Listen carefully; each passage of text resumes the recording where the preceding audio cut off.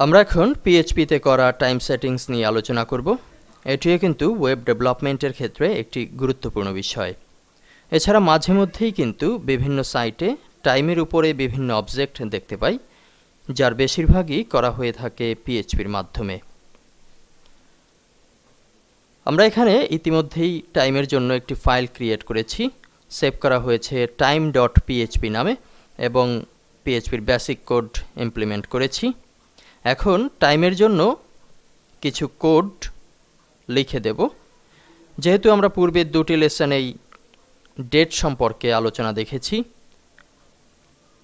Time একই ধরনের কোডের মাধ্যমে জেনারেট হয়ে থাকে, শুধুমাত্র টাইমের জন্য যে এলিমেন্টটুকুর পার্থক্য হয় সেটিই আমরা এখানে বোঝানোর চেষ্টা করব। আমরা শুরুতে আগের মতোই লিখছি ইকো ডেট। এখানে কিন্তু টাইম হবে না, আগে যে জিনিসটি লেখা হয়েছিল date, first bracket semicolon, first ব্র্যাকেটের ভেতরে ডাবল ইনভার্টেড কমা, এবং ডেট লেখার যে সিস্টেম ছিল প্রায় কাছাকাছি সিস্টেম। আমরা লিখছি এইচ, ছোট হাতের এইচ, একটি স্পেস দিয়ে লিখছি আই, স্পেস দিয়ে লিখছি এস। এখানে এইচ হচ্ছে আওয়ার, আই হচ্ছে মিনিটের জন্য দেয়া হয়েছে নির্ধারিত চিহ্ন, এবং এস এটি হচ্ছে সেকেন্ডের জন্য। এ পর্যায়ে আমরা যদি ফাইলটিকে সেভ করি কন্ট্রোল-এস প্রেসের মাধ্যমে, পরবর্তীতে আমরা যদি লোকাল হোস্টের php_guru ফোল্ডার থেকে time.php নিচে যে ফাইলটি আছে এখানে ক্লিক করব, আমরা দেখতে পাচ্ছি এখানে প্রদর্শিত হচ্ছে 1:54 মিনিট এবং 21 সেকেন্ড।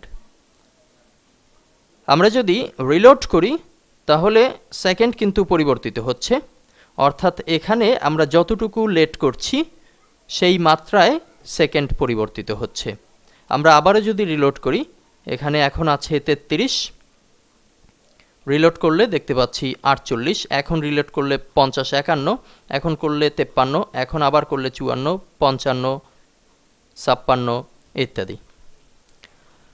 এখানে আমরা 1 দেখতে পাচ্ছি, এটি হচ্ছে ছোট হাতের এইচ লেখার কারণে, অর্থাৎ 12 ঘন্টা পরে ঘুরবে, টাইম ঘুরবে, যেটি আমরা বাংলাদেশে নরমালি দেখে থাকি।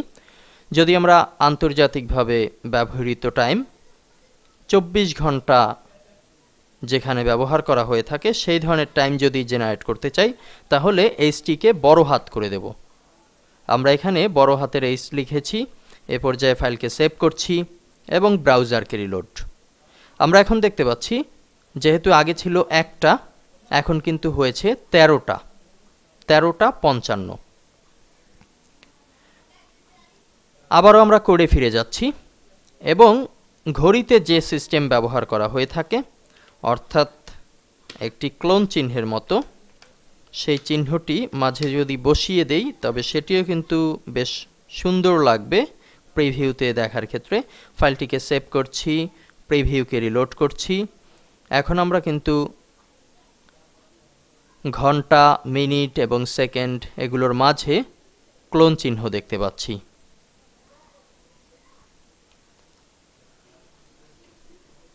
আমরা যদি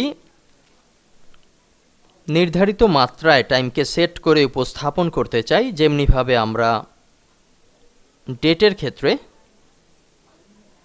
1 সপ্তাহ পরে কত তারিখ হবে কিংবা একদিন আগে কত তারিখ ছিল এ ধরনের পরিবর্তন দেখেছি, এটি করতে আমরা এখানে ডেটে ব্যবহৃত কোডের মতোই কিছু কোড ব্যবহার করব। আমরা উপরের দিকে একটি ভ্যারিয়েবল নিচ্ছি, ভ্যারিয়েবল টাইম সেট এ নামে ভ্যারিয়েবল করেছি, ইকুয়াল টু আগের মতোই কোড strtime,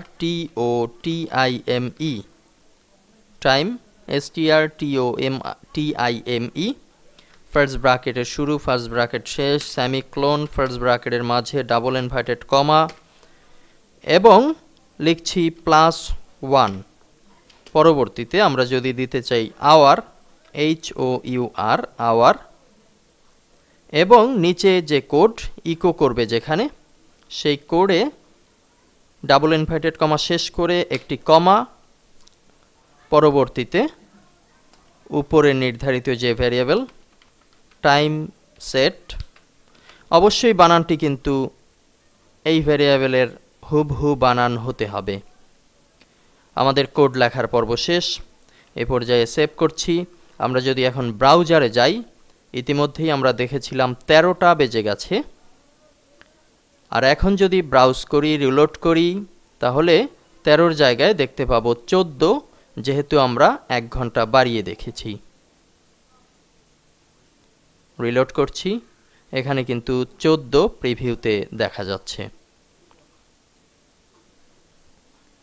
একইভাবে আমরা যদি প্লাসের জায়গায় মাইনাস করে দেই, ফাইলকে সেভ করি এবং ব্রাউজারকে রিলোড দেই, 12টা লেখা দেখতে পাচ্ছি।